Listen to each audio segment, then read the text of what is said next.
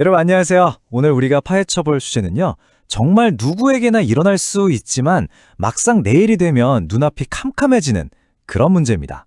바로 오랫동안 연락이 끊겼던 가족, 사실상 남이나 다름없이 살던 가족의 갑작스런 죽음, 그리고 그분이 남긴 빚에 대한 이야기입니다. 평범하게 일상을 살고 있는데 갑자기 서류 한 장이 날아와서 내 전 재산은 물론이고 우리 가족 전체의 삶을 뒤흔든다면 어떠시겠어요? 진짜 끔찍하죠. 요즘처럼 가족끼리 왕래가 줄어드는 시대에는 이런 일이 생각보다 훨씬 자주 그리고 아주 치명적인 형태로 일어나거든요. 그래서 오늘 이 위험천만한 법적 지뢰밭을 어떻게 무사히 빠져나갈 수 있는지 아주 확실하게 짚어드리겠습니다. 자, 등골이 서늘해지는 실제 사례로 바로 시작해볼까요? 경기도에 사시는 50대 남성 A씨 이야기인데요. 어느 날 이분 앞으로 등기 우편이 하나 날아옵니다. 보낸 사람을 확인해보니 무려 40년 동안 얼굴 한 번 본 적 없는 아버지였어요. 와, 40년입니다, 여러분. 어릴 적에 집을 떠난 뒤로 생사조차 모르고 살았던, 사실상 길 가는 행인보다 더 낯선 사람의 이름이 적힌 우편물을 받았을 때 과연 어떤 기분이 들었을까요? 진짜 당황스러우셨겠죠? 그런데 열어보니까 이게 단순한 안부 편지가 아니었던 겁니다. 바로 그 40년 연락 끊긴 아버지의 사망 소식이었어요. 게다가 그 안에는 밀린 병원비 영수증이랑 장례 절차 안내문까지 고스란히 동봉되어 있었죠. 이 종이 한 장이 순식간에 A씨의 일상을 박살냈습니다. 오랫동안 쌓인 원망이나 슬픔, 이런 감정을 느낄 틈도 없었어요. 당장, 생판 남이나 다름없는 사람이 이 엄청난 빚을 내가 다 떠나야 하는 건가? 하는 극심한 공포가 몰려온 거죠. 평생 피땀 흘려 쌓은 내 재산이 한순간에 날아갈 수도 있다는 그 두려움, 상상만 해도 끔찍하지 않나요? 여기서 우리가 반드시 짚고 넘어가야 할 게 바로 상속의 진짜 의미입니다. 흔히들 드라마에서 상속받는다고 하면 대저택이나 수십억 예금 같은 엄청난 부를 떠올리시잖아요. 하지만 법의 세계는 그렇게 호락호락하지 않습니다. 법에서 말하는 상속은요, 돌아가신 분의 자산뿐만 아니라 빚까지, 그러니까 마이너스 재산까지 전부 다 한 세트로 넘겨받는 걸 의미해요. 예금 통장이랑 밀린 카드값, 대출금, 체납된 세금 뭉치가 그냥 묶여서 나한테 오는 겁니다. 안타깝게도 좋은 것만 받을게요. 이거 법적으로 안 됩니다. 자, 그래서 오늘 이 무시무시한 법적 지뢰밭을 어떻게 안전하게 건널지 빠르게 순서를 훑어보고 넘어가겠습니다. 첫 번째, 40년 만에 날아온 빚의 충격. 두 번째, 상속 포기에 숨겨진 아주 치명적인 함정. 세 번째, 빚 대물림을 끊어내는 한정 승인. 네 번째, 장례비와 보험금을 둘러싼 진실. 마지막으로 가장 중요한 3개월 골든타임 행동 수칙까지 쭉쭉 이어가 보겠습니다. 첫 번째 섹션입니다.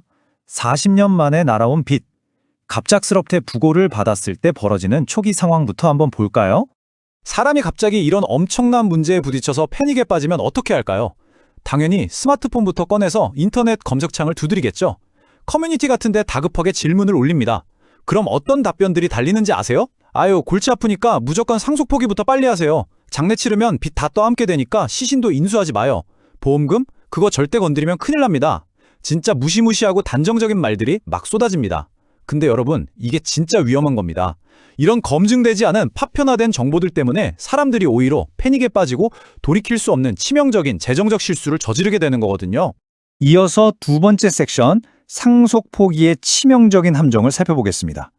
아까 인터넷에서 제일 많이 추천하던 그 방법, 거기에 어떤 무서운 함정이 있는지 보여드릴게요.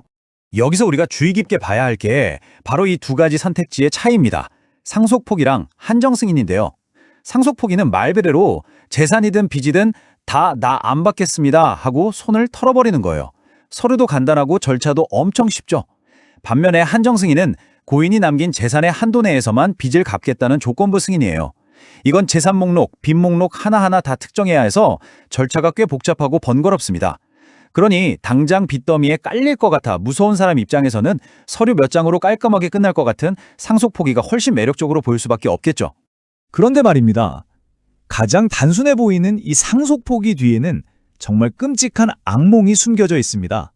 이른바 도미노 효과인데요. 자, 1단계에서 1순위 상속인인 자녀가 상속 포기를 띡 해버립니다. 그럼 그 빚이 펑하고 허공으로 사라질까요? 절대 아닙니다. 2단계, 그 거대한 빚 폭탄은 곧바로 고인의 부모, 즉 조부모님한테 넘어갑니다. 부모님이 안 계시거나 포기하면 3단계, 고인의 형제자매한테 가고요. 그분들마저 포기하면 4단계, 심지어 내 사촌, 조카들한테까지 그 빚이 굴러가는 겁니다. 나는 그냥 빚 피하려고 한 단순한 선택이었는데 어느새 수십 명의 일가 친척들을 법원으로 불려다니게 만드는 끔찍한 폭탄 돌리기의 시작 버튼을 눌러버린 셈이죠. 실제로 대한법률구조공단의 최무영 변호사님도 이 점을 아주 날카롭게 지적하십니다. 상속 포기를 하면 고인의 재산과 채무가 후순위 상속인에게 넘어가는 구조라서 부모나 형제자매, 조카 등에게 이 문제가 끝도 없이 이어질 수 있다는 거죠. 나한테 제일 쉽고 빠른 선택이 어쩌면 얼굴도 잘 모르는 내 친척들한테는 엄청난 민폐를 끼치고 파괴적인 연쇄 반응을 일으킬 수 있다는 걸 전문가도 확실하게 경고하고 있는 겁니다. 자, 그렇다면 이 폭탄을 어떻게 멈추느냐? 세 번째 섹션, 빚의 대물림을 완벽히 끊어내는 한정 승인에 대해 알아보겠습니다.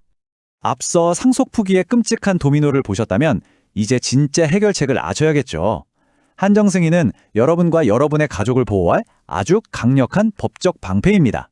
이건 빚을 갚아야 할 책임 자체를 고인이 남긴 재산 범위 안으로 딱 가둬보내는 거예요. 예를 들어 고인이 남긴 통장 잔고가 1,000만 원인데 빚이 1억 원이라고 쳐볼게요. 한정 승인을 받으면요. 딱 그 1,000만 원 한도 내에서만 빚을 청산하고 상황 종료입니다. 내 주머니에서 내가 피땀 흘려 모은 돈에서 1원 한 푼 나갈 일이 없다는 거죠. 게다가 제일 중요한 건 내가 어쨌든 상속을 승인했기 때문에 후순위 상속인인 친척들한테 빚이 넘어가는 그 지긋지긋한 폭탄 돌리기를 내 선에서 단칼에 뜯어낼 수 있다는 겁니다. 진짜 구세주 같은 존재죠. 다음으로 네 번째 섹션, 장례비와 보험금의 진실입니다. 여기부터는 우리가 실제로 겪을 수 있는 아주 디테일하고 중요한 실생활 팁들을 다뤄보겠습니다. 가족이 갑자기 돌아가셨을 때 유가족분들이 제일 무서워하면서 묻는 질문이 있어요.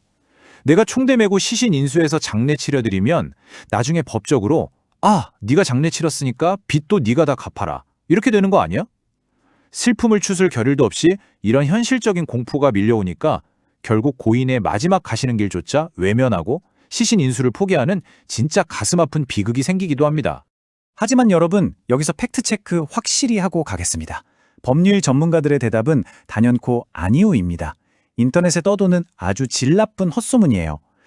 우리 대법원 판례를 보면요. 고인의 재산에서 너무 호화롭지 않은 그냥 합리적이고 통상적인 수준의 장례비를 지출하는 것 자체를 곧바로 상속 단순 승인, 즉 빚을 다 떠안겠다는 행동으로 보지 않습니다.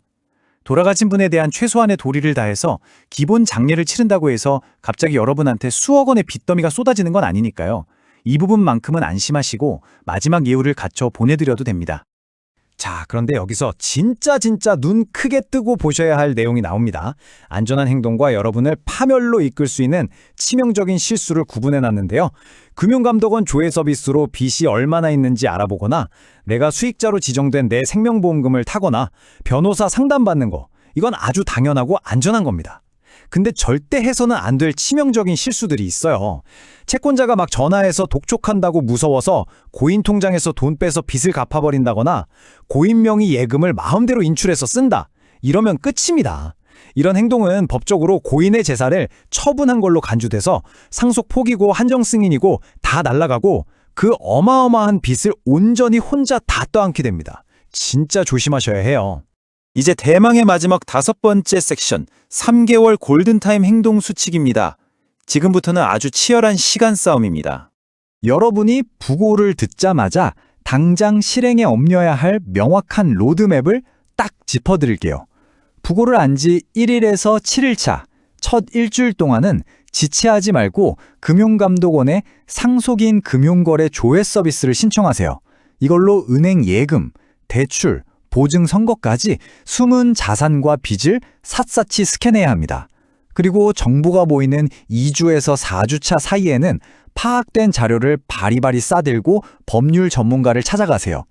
가서 우리 가족을 살릴 한정 승인 절차를 준비하는 겁니다. 그리고 명심하세요. 서류 꼼꼼히 챙겨서 무조건 3개월이 지나기 전까지 모든 법적 절차를 법원에 접수 완료해야 합니다. 망설일 시간이 없어요. 여러분, 숫자 3. 다른 건 다 까먹으셔도 이 숫자 하나만큼은 오늘 뇌리에 확 박아두셔야 합니다. 상속 포기를 하든 한정 승인을 하든 우리 법은 딱 3개월이라는 골든타임만 줍니다. 언제부터? 상속 개시 있음을 안 날, 그러니까 사망 사실을 알게 된 바로 그날부터요. 40년 동안 연락이 끊겼든 50년이 끊겼든 법은 그런 사정 안 봐줍니다. 그 부고 서류를 받아든 그 순간부터 무자비한 3개월의 카운트다운이 째깍째깍 시작되는 거예요. 이 3개월을 단 하루라도 아니 1분이라도 넘지면 그냥 그 빚 다 여러분이 갚으셔야 합니다. 오늘 우리가 파헤쳐본 이 복잡한 지뢰밭에서의 생존 수칙, 마지막으로 딱 정리해 드릴게요. 첫째, 패닉 상태에서 인터넷에 떠도는 썰들 절대 맹신하지 마세요. 둘째, 금감원 안심상속 서비스로 숨어있는 빚의 스케일을 정확히 파악하세요. 셋째, 죄 없는 친척들한테 폭탄 넘어가는 걸 막기 위해서 가급적 한정 승인을 선택하세요. 넷째, 이 모든 카운트다운의 기준이 되니까 정확히 언제 부고를 전달받았는지 증명할 서류나 메시지 기록 반드시 남겨두시고요. 마지막으로 완벽하게 법적 처리가 끝나기 전까지는 고인 통장이나 재산에 단 1원도 손대지 마십시오. 자, 이렇게 단절된 가족의 죽음 앞에서 과연 우리는 법적으로 충분히 준비되어 있을까요?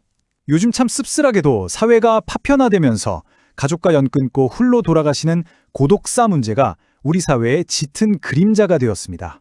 내가 원하든 원하지 않든 오래전에 내 기억 속에서 지워버린 누군가의 죽음이 어느 날 갑자기 거대한 빚더미 괴물이 되어서 내 집 현관문을 두드릴 수 있는 시대입니다. 오늘 이 시간을 통해 우리는 최악의 재정적 함정에서 살아남는 법을 확실히 배웠죠.